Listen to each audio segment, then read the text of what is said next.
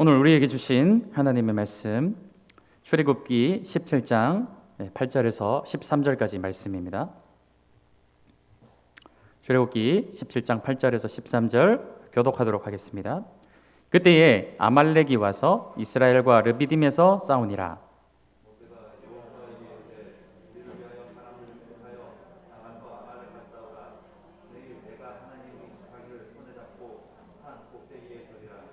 여호수아가 모세의 말대로 행하여 아말렉과 싸우고 모세와 아론과 훌은 산 꼭대기에 올라가서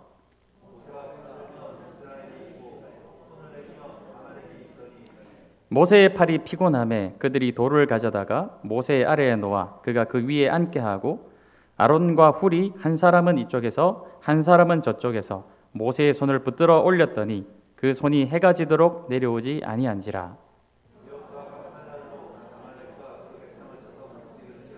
아멘. 오늘 말씀은 이스라엘 백성들이 출애굽을 한 후에 첫 번째로 전투를 치르게 되는 그런 내용의 말씀입니다. 너무나도 우리 성도님들이 잘 알고 계시는 말씀이죠. 모세가 하나님을 향하여 손을 들면 전쟁에서 이기게 되고, 그러나 그 팔이 힘이 빠져서 내려오게 되면은 희한하게도 전쟁에서 또 밀리게 되는 그런 일이 일어나게 되자, 이것을 지켜보고 있던 모세와 함께한 아론과 훌이 옆에서 모세의 왼팔과 오른팔을 받쳐서 그 팔이 내려오지 않도록 할 때 그 전쟁에서 완전히 승리하게 되는 그런 말씀을 우리가 보게 되었습니다. 근데 이스라엘 백성들은 사실 전쟁이나 전투를 경험한 적이 없는 사람들이었어요. 이 출애굽을 한 그 시점에서 볼 때 수백 년간 애굽에서 종살이만 하면서 벽돌을 굽고 건축하는 일, 이런 것만 할 줄 알던 그런 사람이었지, 칼이나 전쟁 무기, 말을 타고 이런 것들은 전혀 경험이 없던 사람이었고, 또 모세나 여호수아도 마찬가지인 것이죠. 수많은 병사들을 이끌고 전쟁터에 나가서 이들을 진두지휘하는 전략이나 전술가 같은 그런 것을 공부한 사람이 전혀 아닌, 그런 장수가 아닌 사람들이 바로 이 지도자들의 그런 모습이었다라는 것이에요. 그러니까 전혀 한 번도 싸워보지 못한 이 백성들과 또 한 번도 이 병사들을 이끌고 전쟁에 나가보지 못한 장수, 이 조합이 전쟁터에 나가서 싸움을 하게 된다면 당연히 지게 되는 것이죠. 그런데도 하나님께서 이스라엘 백성들을 붙들어 주시고 이기게 해주시는 그런 장면을 우리가 오늘 말씀을 통해서 본다라는 것이죠. 이 아말렉 백성들은 이 가나안 땅의 치열한 이 종족들 간의 싸움에서 살아남은 아주 이 가나안 땅의 터줏대감 같은 그런 민족이었어요. 그런 민족과 전쟁을 한 번도 치러보지 않은 민족이 붙는다는 것은 사실 계란으로 바위치기에 가깝지 않겠습니까? 그래서 모세가 한 일은 무엇입니까? 그가 할 수 있는 일은 다른 것이 없는 거예요. 오직 이스라엘 백성들을 출애굽시키실 때 10가지 재앙으로 그 시대 최고의 나라였던 애굽을 무찌르시고 홍해 바다까지 가르신 그 하나님 앞에 손을 들지 않으면 이 백성이 오늘 이 광야에서 아말렉 백성에게 다 그냥 죽거나 붙들려서 또 종살이하게 생겼구나. 이것을 모세는 너무나도 잘 알고 있었기 때문에 그가 하는 일은 하나님을 향하여 두 팔을 들어 올리는 일이었다는 것을 오늘 말씀을 통해 본다는 것입니다. 하나님을 향해 손을 들어 올려라. 이것은 우리 삶에 있어서도 너무나도 중요한 일인 줄로 믿어요. 하나님께서 오늘 이 본문 말씀을 통해서 우리에게 아주 귀한 원리 하나를 가르쳐주고 계시는 것입니다. 팔을 들면 이기고 우리 팔이 내려오면 진다라는 것이죠. 이렇게 하나님이 오늘 이 본문을 통해서 우리에게 이런 희한한 일들을 보여주신, 놀라운 일들을 보여주신 하나님의 의도가 무엇일까? 하나님의 원리가 무엇일까? 오늘 단순히 이 전쟁을 보면서 팔이 드니 그냥 이겼고 지니까 내리니까 졌더라, 이렇게 보시는 것이 아니라 여기서 하나님이 어떤 원리를, 어떤 의도를 우리에게 가르쳐주고 계신가, 그것을 우리가 잘 보아야 되는데, 그 첫 번째 원리가 무엇이냐? 바로 하나님을 향해 손을 들어야지 우리는 이길 수 있다는 것을 가르쳐주고 계시는 거예요. 보시면 전쟁의 성패가 어디에서 나타나게 됩니까? 여호수아가 갑자기 막 지혜가 막 생겨가지고 백성들이 갑자기 없던 힘이 막 생겨나가지고 현장에서 성패가 갈라지는 것인가요? 또 힘이 빠지면 막 전쟁에서 갑자기 또 밀리고 현장에서의 성패가 결정이 되는 것이 아니라 어디에서 지금 승패가 결정이 되고 있죠? 산 위에 올라 있는 모세의 팔이 하나님을 향해 들리느냐 안 들리느냐가 전쟁을 이기느냐 마느냐를 결정하는 중요한 원리가 되어주고 있다는 것을 우리가 보게 된다는 것이죠.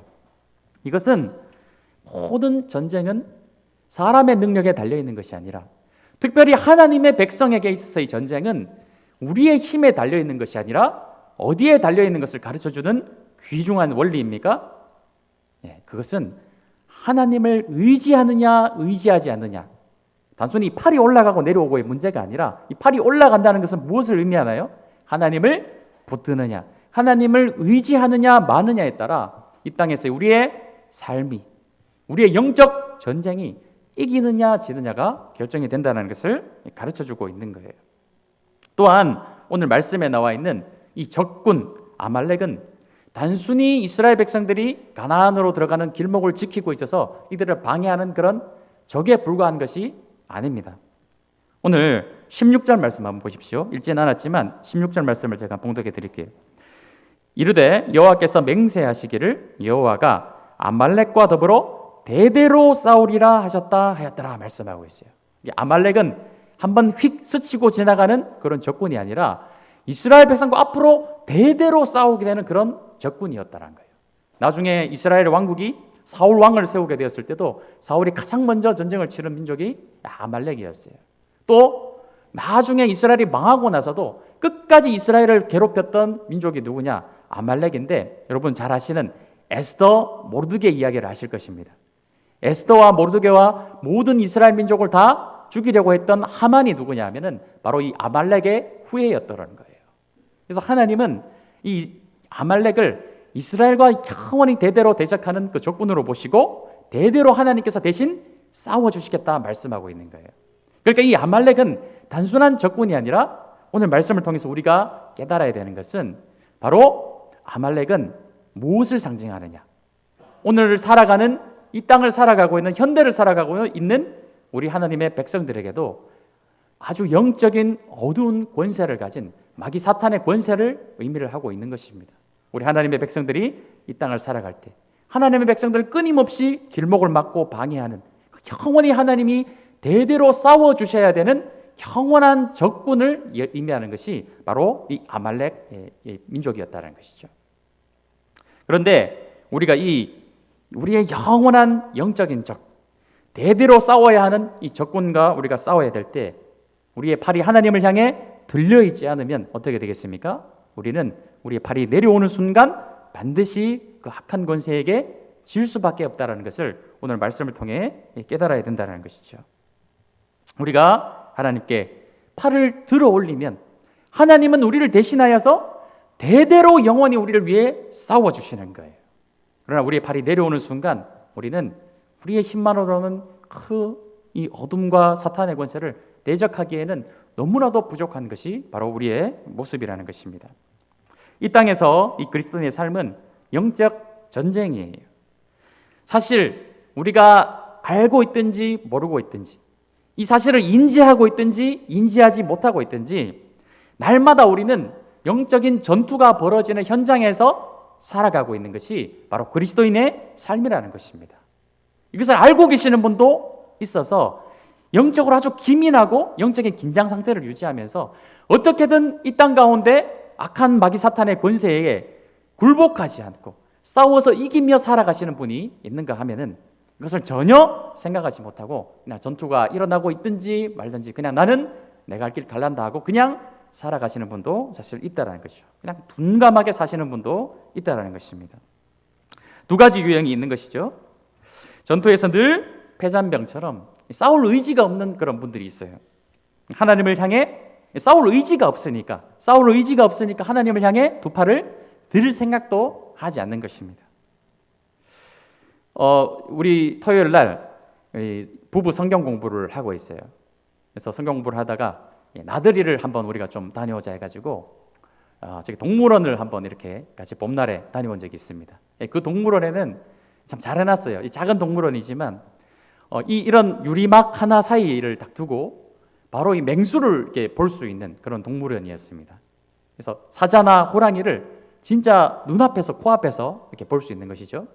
그런데 거기 이만한 구멍이 하나 있어요. 거기 구멍은 어떤 역할을 하냐면은 이 생닭을 갖다가 이 꼬치에 끼운 것을 한 2,000원 주면 살 수 있는데, 그것을 그 구멍 속으로 이렇게 쓱 밀어 넣으면은 사자가 이렇게 쓱 와가지고 그걸 이렇게 받아 먹는, 또 호랑이가 와가지고 그걸 받아 먹는, 그것을 체험할 수 있는 그런 동물원이었습니다. 분명히 생긴 거는 완전히 이 호랑이와 사자예요. 어마어마한 큰 덩치를 가지고 있어요. 그런데 이 꼬치를 찔러 넣으면 하는 짓은 어떤 짓을 할까요? 마치 집에서 키우는 강아지나 고양이처럼, 그래서 아주 그냥 얌전하게 와가지고 받아먹는 그런 모습을 보게 되는 것이죠. 분명히 무늬는 아주 사나운 맹수의 모습을 하고 있지만, 그가 길들여져서 그냥 한낱 고양이 같은, 하룻 강아지 같은 모습으로 살아가고 있는 그런 동물의 모습을 보면서 가까이 볼 수 있어 참 좋긴 좋지만, 또 한편으로는 넓은 초원에서 막 뛰어다니면서 으르렁으르렁 하면서 이 발에 손톱을 세워가지고 막 사냥을 하는 그런 맹수의 모습으로 살아가야 되는데, 아이고 사람들을 위해 이렇게 갇혀가지고 그냥 재롱을 떨고 있는 모습을 보니 조금은 그냥 짠한 마음도 들었습니다. 맹수의 모습을 잃어버린 것이죠. 그냥 길들여져서 그렇게 살아가고 있는 모습을 살아내는 것이었어요. 우리의 모습은 어떻습니까? 우리가 예수 그리스도를 나의 생애 구주로 영접하고 예수님을 나의 주님으로 모신 그리스도인으로 우리가 살아가고 있지 않습니까? 분명히 우리의 모습은 그리스도의 모습이에요. 우리는 예수 그리스도의 옷을 입은 자들이라는 것입니다. 세상 사람들이 우리를 볼 때 우리는 단순히 그냥 살아가는 존재가 아니라 그리스도의 옷을 입고 예수님처럼 살아가야 되는 존재가 바로 우리들이라는 거예요. 세상 사람들 우리를 바라볼 때 작은 예수로 보는 것입니다.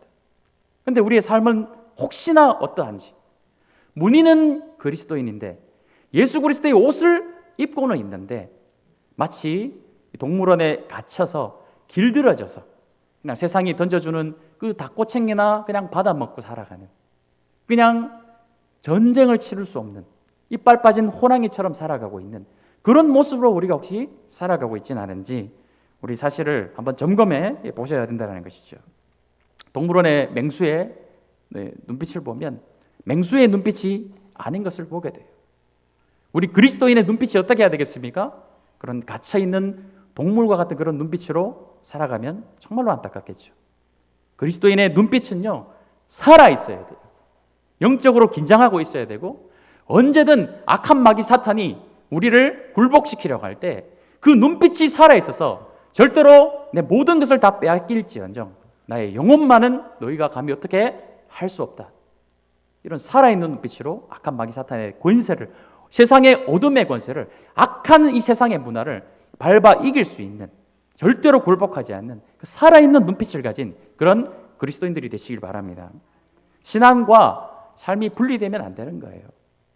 주일에 그냥 겨우 예배에 참석하는 정도에 머무는 신앙, 그런 갓나나이와 같은 신앙으로 우리가 살아가면 안 된다는 것입니다. 우리가 여름에 히브리서 말씀을 보았어요. 오늘 히브리서 5장 12절에서 14절 말씀을 다시 한번 제가 읽어드리도록 하겠습니다. 때가 오래되었으므로 너희가 마땅히 선생이 되었을 터인데 너희가 다시 하나님의 말씀의 초보에 대하여 누구에게서 가르침을 받아야 할 처지이니 단단한 음식은 못 먹고 젖이나 먹어야 할 자가 되었도다. 이는 젖을 먹는 자마다 어린아이니 의의 말씀을 경험하지 못한 자요. 단단한 음식은 장성한 자의 것이니 그들은 지각을 사용함으로 연단을 받아 선악을 분별하는 자들이나 말씀하고 있어요. 여러분, 성인은요, 전쟁 전투가 벌어지면 가만히 있을 수가 없어요. 그런데 이거를 전쟁이 일어나든지 말든지 아무것도 모르는 그런 사람은 누구입니까? 어린아이들은 그걸 모른다는 것이죠. 어린아이들은 싸우고 있든지 뭘 하고 있든지 몰라요. 지금 이 시국이 어떤 시국인지 모른다는 것입니다. 장성한 어른, 분별력이 있는 어른은 어떻습니까? 지금 이 상황이 어떤 상황인가? 지금 악한 적군이 우리를 삼키려고 달려들고 있는 이런 이 어두컴컴한 세상 가운데 어떤 분별력을 가지고 어떻게 대응을 해야 하며 대처해야 되는지 기민하게 움직이는 것이 장성한 신앙의 분량을 가진 사람들이라는 거예요. 그러나 어린아이는 그걸 모르는 거예요. 무엇을 해야 될지, 어떻게 해야 될지 그냥 세상의 어떤 문화에 눌려가지고 그냥 동물원에 갇혀 있는 그런 무늬만 맹수인 것처럼 그렇게 살아가고 있는 그리스도인들이 너무나도 많이 있다는 것이죠. 우리 사랑하는 새로운 교회 모든 성도들은 그렇지 않았으면 좋겠습니다. 눈빛이 살아서 언제든 하나님을 향해 손을 들고 이 전쟁에서 싸워 이길 수 있는 그리스도의 군사들이 되셨으면 좋겠어요. 어떻게든 승리하기 위해서 이 영적인 전투, 매일의 삶 가운데 영적인 전투가 벌어질 때 거기서 승리하기 위해서 영적 긴장을 놓치지 않고 몸부림치시는 그리스도인들이 되시길 원합니다. 하나님의 뜻대로 살면서 사탄의 어두운 권세와 대적하며 사시는 성도님들이 되십시오. 그러나 혼자의 능력으로는 당연히 이길 수밖에 없겠죠. 그래서 그것을 내 혼자 힘으로는 이길 수 없다는 것을 본능적으로 경험적으로 아시는 분들이 되셔서 하나님을 향해 들어올린 그 손이 내려오지 않도록 끊임없이 하나님을 향해 두 손을 높이 들고 주님을 의지하면서 이 날마다 벌어지고 있는 영적 전투에 이기게 해달라고, 승리하게 해달라고 하나님을 의지하면서 살아가시는 그런 성도님들이 되십시오. 지금 나의 두 팔이 하나님을 향해 올라가 있습니까? 내려와 있습니까? 오늘 적용으로 말씀을 드립니다. 지금 나의 삶을 점검해 보셔야 돼요. 이 말씀을 보면서 모세의 팔이 그냥 드니까 이스라엘 백성들이 옛날에 이겼었구나. 내려오니까 그냥 졌던 과거의 이야기가 아니라 오늘 나의 삶의 전투의 현장에서 나의 팔이 하나님을 향해 들려 있어서 내 매일의 삶 가운데, 우리가 오늘 또 주일 예배를 마치고 인문을 나가면 월화수목금토 이 세상 가운데, 세상의 권세 가운데 우리가 살아가야 되는데, 이 세상 가운데 발을 디디고 살아가야 되는데, 그 가운데서 내가 승리하기 위해서 나의 이 팔이, 나의 두 손이 하나님을 향해 들려져 있어서 하나님을 의지하며 살아가고 있는지, 아니면 나의 두 팔이 힘없이 쭉 쳐져서 내려와서 그냥 하루하루 살아가다가 또 주일날 겨우 이 전에 와서 어린아이처럼 그냥 예배만 참석하고 돌아가고 있지는 않는지, 우리 삶을 한번 점검해 보시는 그런 성도님들이 되십시오. 지난 주 중에 한 청년을 만났습니다. 대학병원에서 일하고 있는 남자 간호사 청년이었어요. 이 이야기를 들어보니까 이 간호사의 삶이 정말 만만치 않더라고요. 하루에 8시간 정도를 이렇게 일을 하고 또 야간에 일을 할 때는 11시간을 일을 한다고 합니다. 밤새 일을 하는 거예요. 그런데 물을 먹을 시간이 없대요. 왜 물을 먹을 시간이 없냐? 물을 먹으면 화장실을 가야 되는데 화장실을 갈 시간조차 없기 때문에 목이 아무리 타도 억지로 참으면서 물을 마시지 않고 일을 한다고 하더라고요. 오죽하면은 환자들이 매달고 있는 그 링거를 마시고 싶은 충동이 들 정도로 그렇게 어렵게 일을 하고 있다고 합니다. 그런데 더 중요한 안타까운 이야기를 했어요. 이 일정이, 스케줄이 병원에서 이제 신입이다 보니까 막 짜주는 대로 이제 일을 하다 보니까 3개월 동안 주일날 쉬어본 적이 없어서 예배를 3개월 동안 드리지 못하다가 지난주에 겨우 예배당에 가서 예배를 드렸다, 이렇게 이야기를 하더라고요. 참 마음이 너무 안타까웠습니다. 그리고 너무너무 정말 힘들게 한다라고 하더라고요. 그러면서 이 청년의 고백이 무엇이냐면은, 목사님, 제가 이 일을 하는 것이 정말 맞는지도 모르겠고, 내가 이렇게 신앙생활을 하는 것이 정말 이 직업을 선택한 것이 맞는 건지도 잘 모르겠고 회의가 느껴집니다.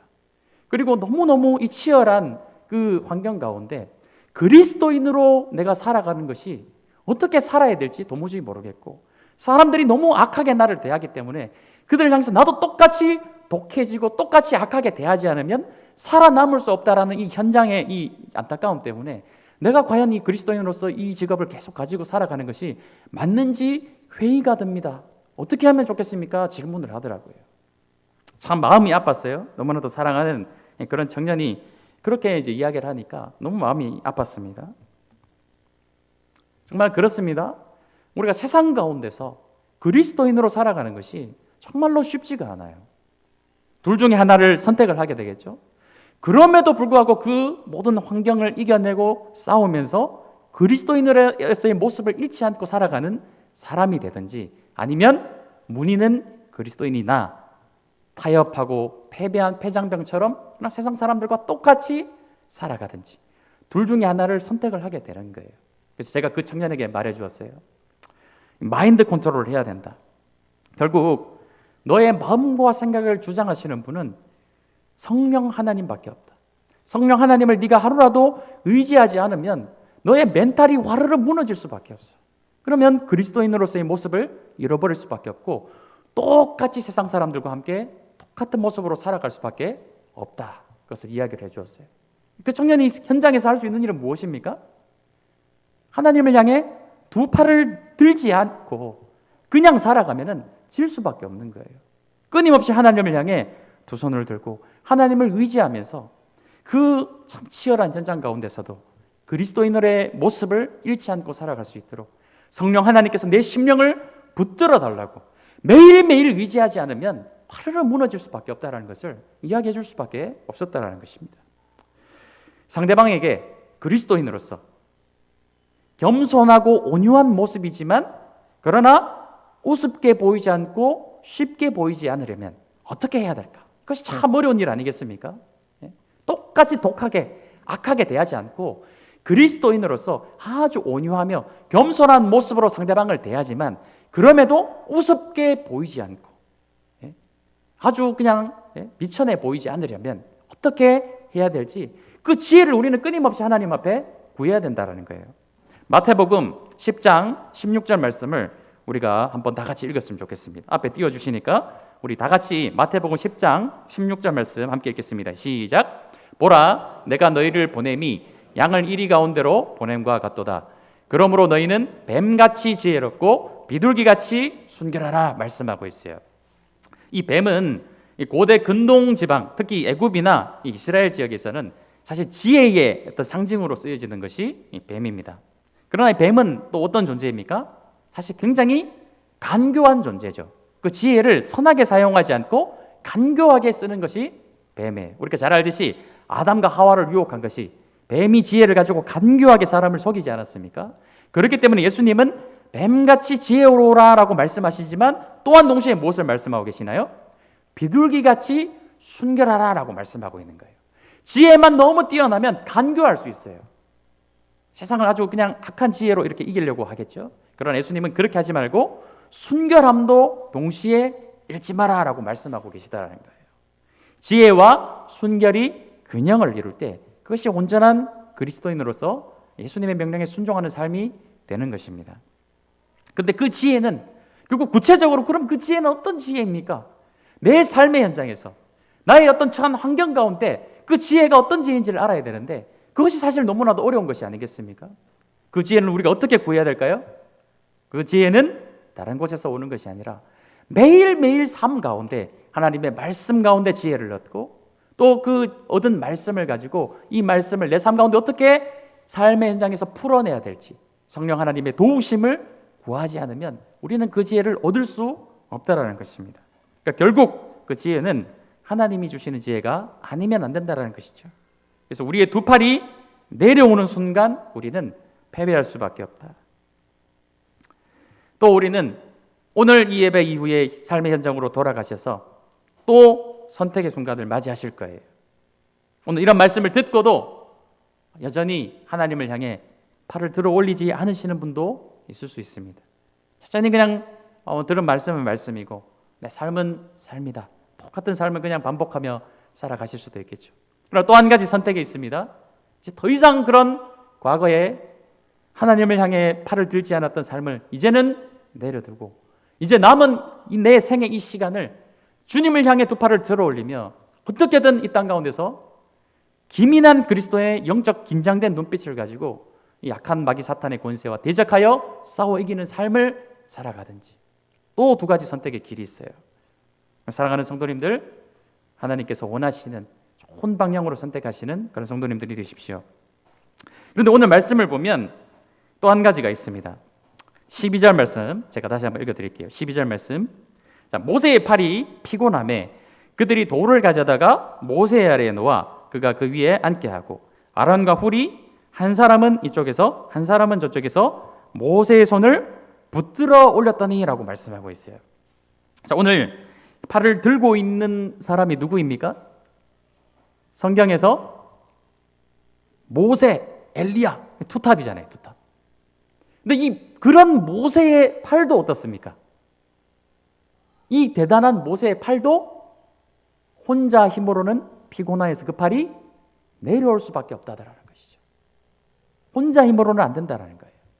그래서 이 모세의 동역자인 아론과 훌이 어떻게 합니까? 그 팔이 피곤하여 내려오는 것을 보면 전쟁에서 지겠구나. 그래서 그가 즉각적으로 달려가서 그 팔을 붙들어 들어 올려주는 모습을 우리가 보게 되는 것이죠.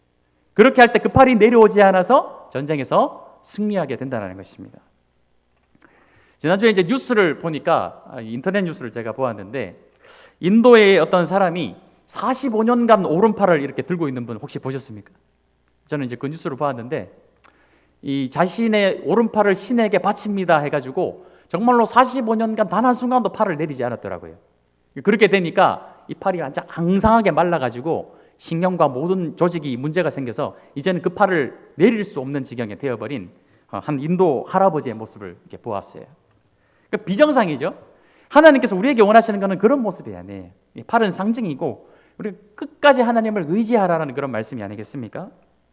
그런데 그런 모세조차도 그 팔이 혼자 힘으로는 내려올 수밖에 없다는 것을 우리는 말씀을 통해 보게 된다는 거예요. 신앙생활은 결코 혼자 되지 않아요.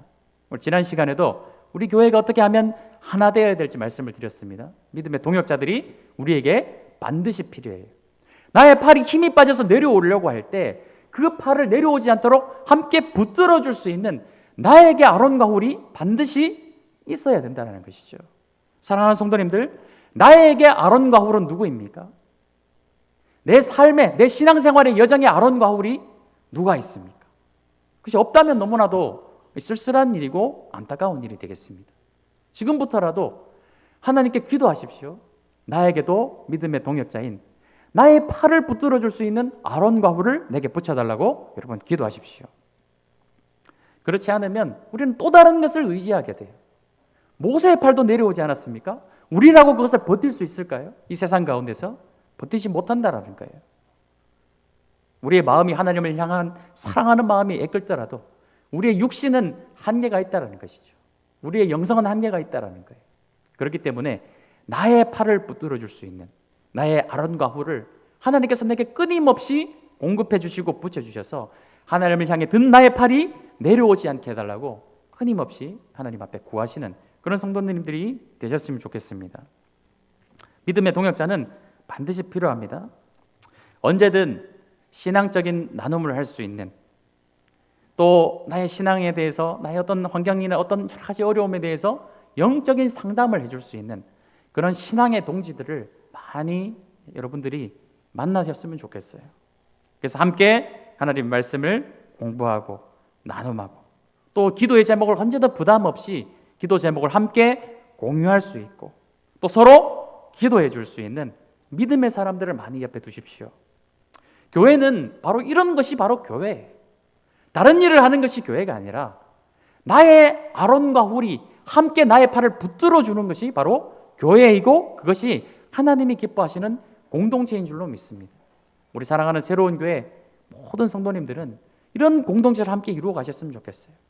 이렇게 지켜보다가 저 사람 팔이 지금 하나님을 향해 들려있지 않고 내려오려고 하는 것 같다? 그러면 즉시 달려가서 그 팔을 다시 붙들어 줄 수 있는 그런 공동체, 그런 하나님의 교회가 되었으면 좋겠습니다. 우리 오늘 이 말씀을 보면서 이 한 해를 한번 좀 돌아보십시오. 이제 12월이 되어서 며칠이 남지 않았어요. 2021년 나의 팔이 하나님을 향해 들려 있었는가? 들려 있지 못했는가? 이것을 돌아보시면서 그렇지 못한 부분이 있다면 하나님 앞에 회개하며 나아갔으면 좋겠고, 이제 이 남은 한 해와 앞으로 나의 남은 이 평생은 나의 두 손을 온전히 하나님을 향해 들어 올려서 그 팔이 내려오지 아니하도록 나의 믿음의 아론과 훌을 나에게 붙여주시는 그의 아름다운 평생의 신앙의 삶을 살아갈 수 있고, 내 삶의 모든 전쟁의 성패는 오직 하나님을 의지하느냐 의지하지 않느냐에 달려있다는 것을 믿음으로 고백하시면서 남은 평생을 주님 앞에 의지하며 살아가시는, 전쟁에 승리하며 살아가시는 그런 성도님들이 되셨으면 좋겠습니다. 오늘부터 오늘 말씀의 마지막 부분에 함께 이것을 입술로 고백하는 시간이 되었으면 좋겠어요. 찬양으로 입술로 함께 고백하셨으면 좋겠고, 이 찬양을 잘 모르시더라도 함께 이 가사를 보시면서 믿음의 고백을 하시는 시간이 되셨으면 좋겠습니다. 우리 세상의 유혹 시험이 함께 찬양 드리도록 하겠습니다.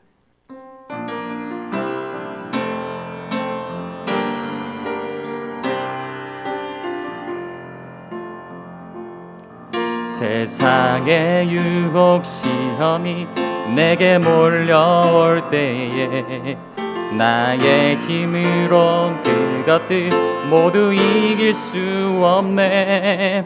거대한 폭풍 가운데 위축된 나의 영혼 어찌할 바를 몰라 헤매이고 있을 때 주를 찬양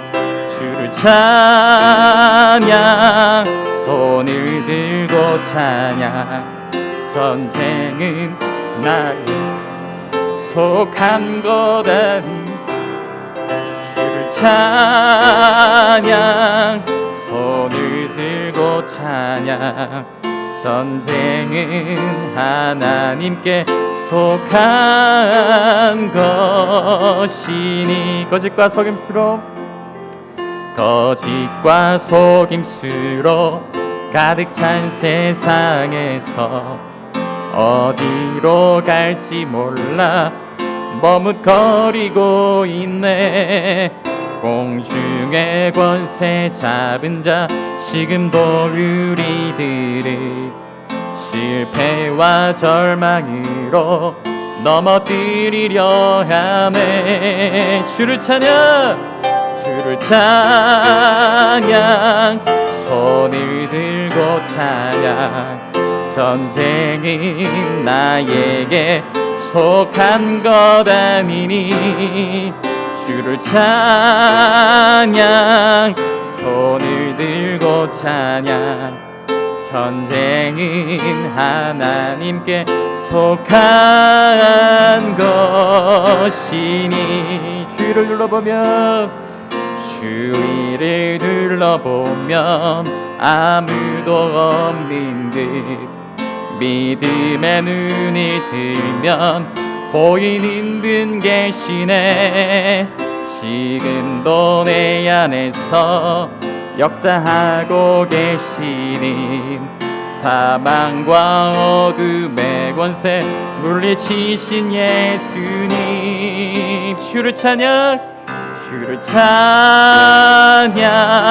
손을 들고 찬양 전쟁은 나에게 속한 것 아니니 주를 찬양 손을 들고 찬양 전쟁은 하나님께 속한 것이니 우리 시간 함께 잠시만 1분 정도만 통성으로 함께 기도했으면 좋겠습니다.